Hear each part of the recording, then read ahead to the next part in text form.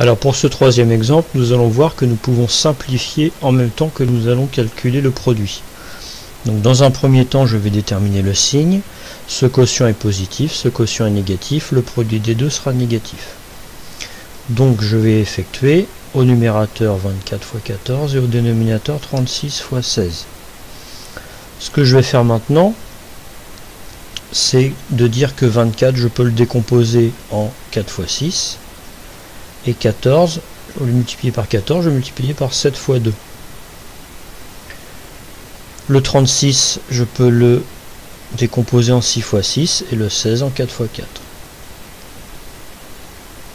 Je peux encore décomposer chacun des facteurs, donc 4 c'est 2 x 2, multiplié par 6 c'est 3 x 2, multiplié par 7 x 2, c'est-à-dire je découpe chacun des nombres comme autant de facteurs que nécessaire.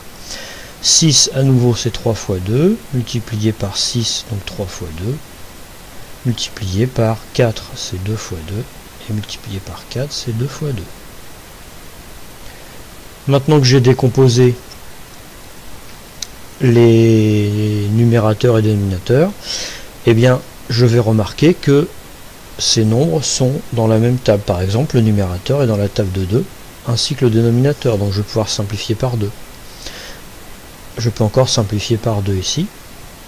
Je peux simplifier par 3, puisqu'on a multiplié par 3 le numérateur et le dénominateur. Je peux encore simplifier par 2, et encore une fois par 2. Donc ce qui fait que après simplification, je n'oublie pas le signe moins, puisque le nombre est négatif, il reste 7 au numérateur et 3 x 2 x 2 au dénominateur. Donc le nombre C est égal à moins 7 sur 12. Et donc j'ai directement la fraction simplifiée à la fin. Donc c'est très pratique quand le produit des deux nombres rationnels comporte des numérateurs et des dénominateurs assez grands. Et donc si on faisait 24 x 14 et 36 x 16, nous aurions des numérateurs et des dénominateurs assez grands qu'il serait peut-être difficile à simplifier. Alors que cette technique, ça nous permet de simplifier en même temps que nous faisons le produit.